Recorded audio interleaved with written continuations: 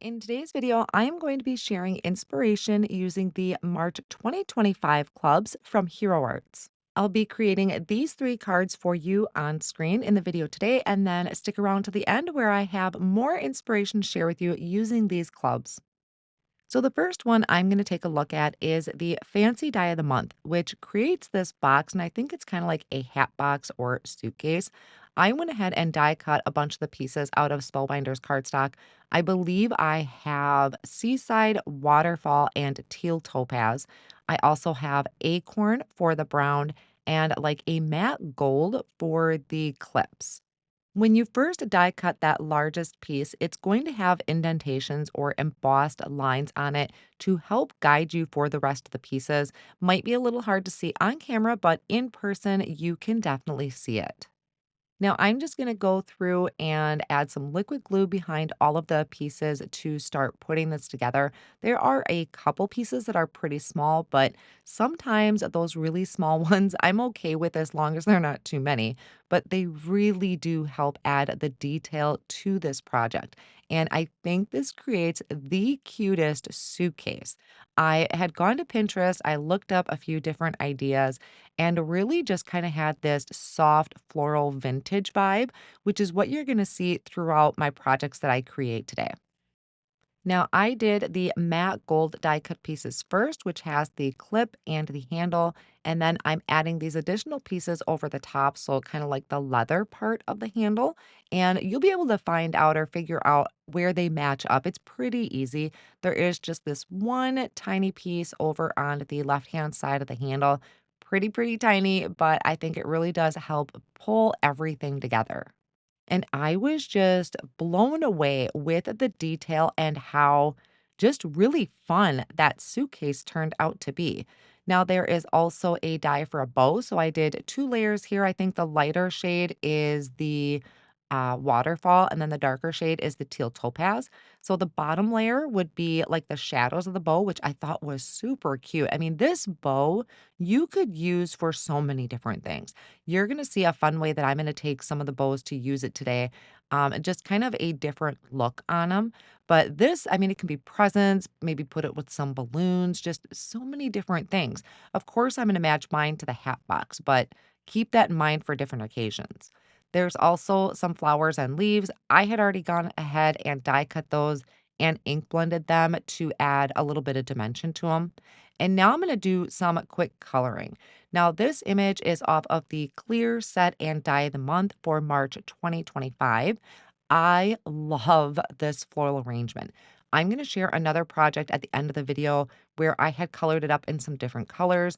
But for right now, I am doing the flowers with some warm grays, and these are my Olo markers. I did W3 and W1 just to add a little shading to them. The leaves I had previously colored off screen. In full disclosure, I actually started this a day before I'm really filming. And when I started, my daughter came home. She is in college. She came home and I stopped the video to talk to her and I just never came back to it. And I wasn't going to recolor those leaves. So I am just filling in the flower with the warm grays. So it's also why I'm a little bit late getting my video up is we just sat in the kitchen and talked for hours. So if some of you may know that my daughter went to college in the fall, she's about 3 hours away. So when she does come home, we just absolutely enjoy it and sit and just talk about everything. So I apologize for a late video, but I had a very good reason for it to be late. Now, these images here are off of the card kit. It is filled with everything bows. There's that large bow there, and then I have this smaller, real loopy one that I thought was super cute. Again, I'm coloring with my Oldo markers. I decided to go with some teals for this. I'm kind of keeping everything within the same color scheme. And to be honest, when I am creating cards, it's sometimes just a lot easier to stay with the same color scheme, especially if I'm working with products that all go together really well. It just kind of takes a lot of the guesswork out unless I want to throw in a rainbow. But some of the cards I'm going to share at the end, I had started with this coral and teal kind of color combination. So I stuck with it for these cards and I just love how they came out. I think it has a very kind of warm, vintagey feel to them and almost like I wanna say kinda like a Bridgerton feel to it, which I absolutely love. So, this kit was just a lot of fun to play with.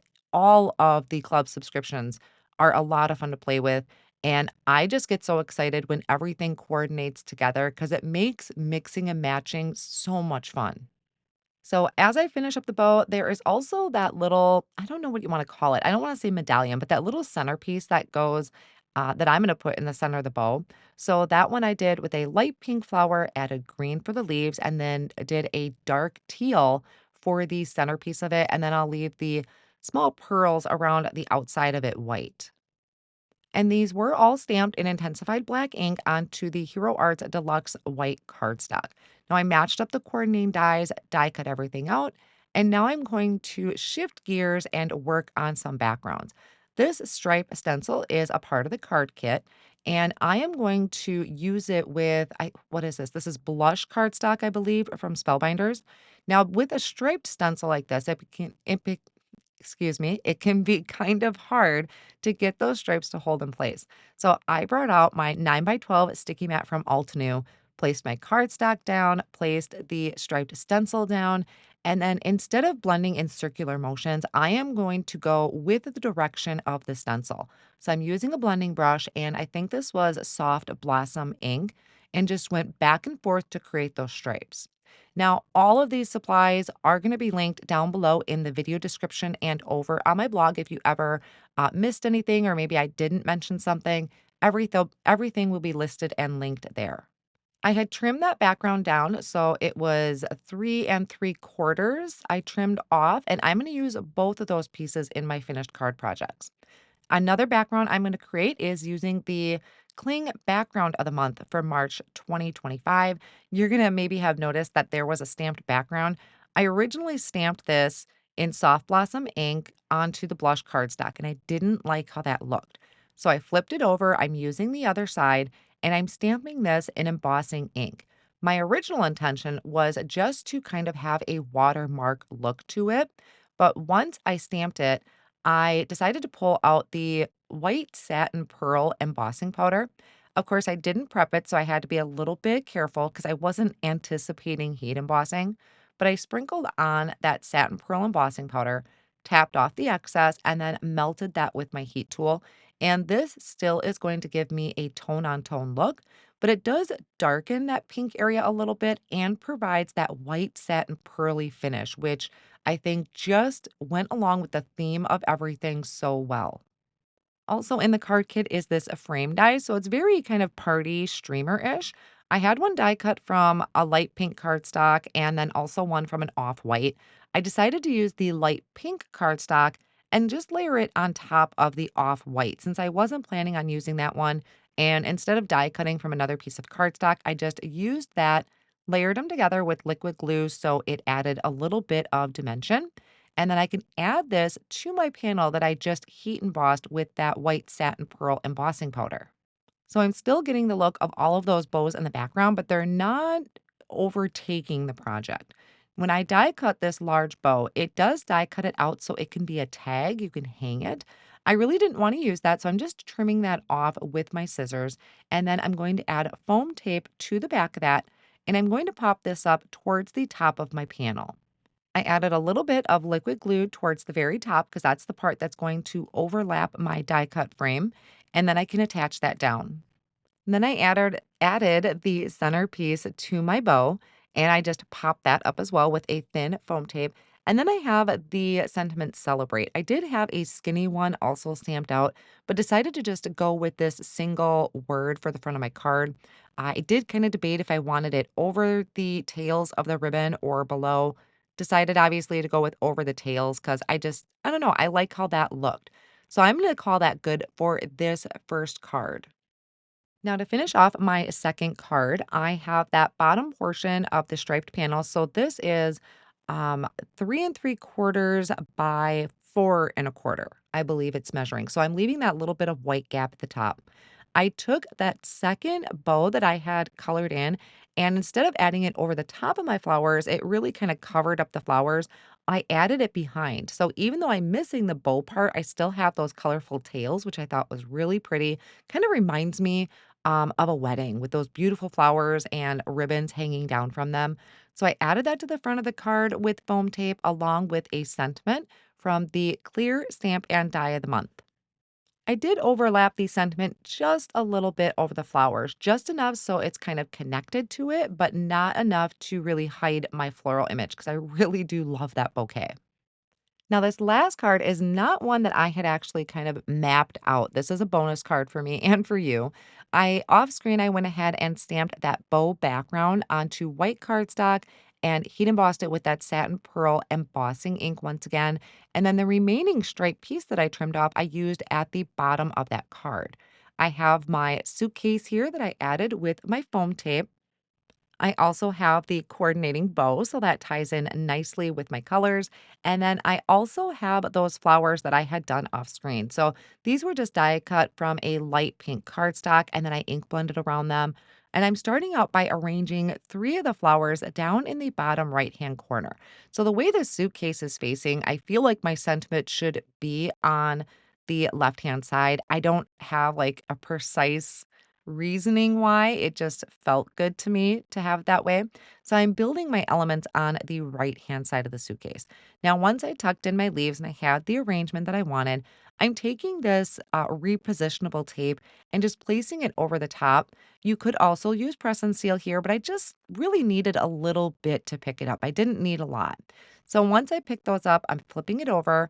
And then to secure everything in place, instead of messing with liquid glue, I'm just taking my best ever craft tape and taping my leaves to my flowers.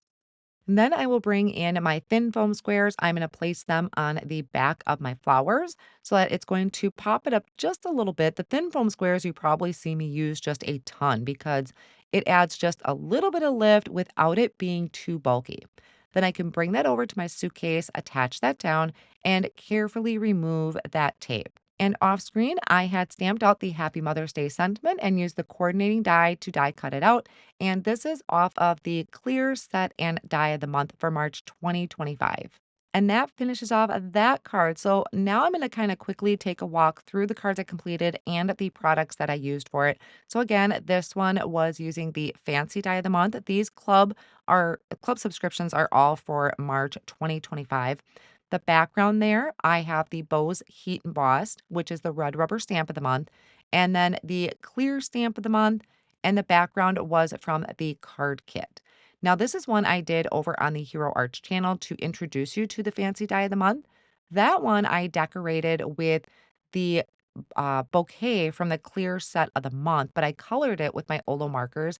And that was kind of the inspiration for my cards as I did the coral colors on those flowers.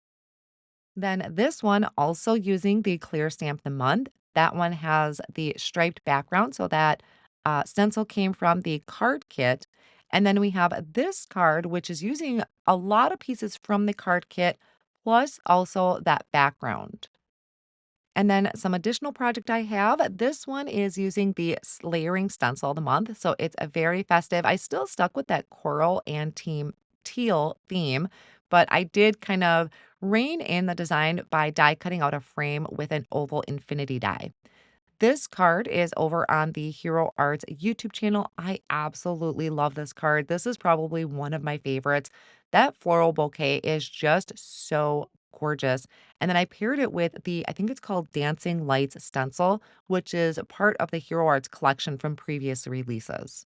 So there we have a ton of inspiration for you to get started using any one of the club subscriptions from Hero Arts. Again, I'm going to have all of those links down below in the video description and over on my blog. I really appreciate you stopping by today. I hope these cards have inspired you, and I will see you again real soon. Thank you.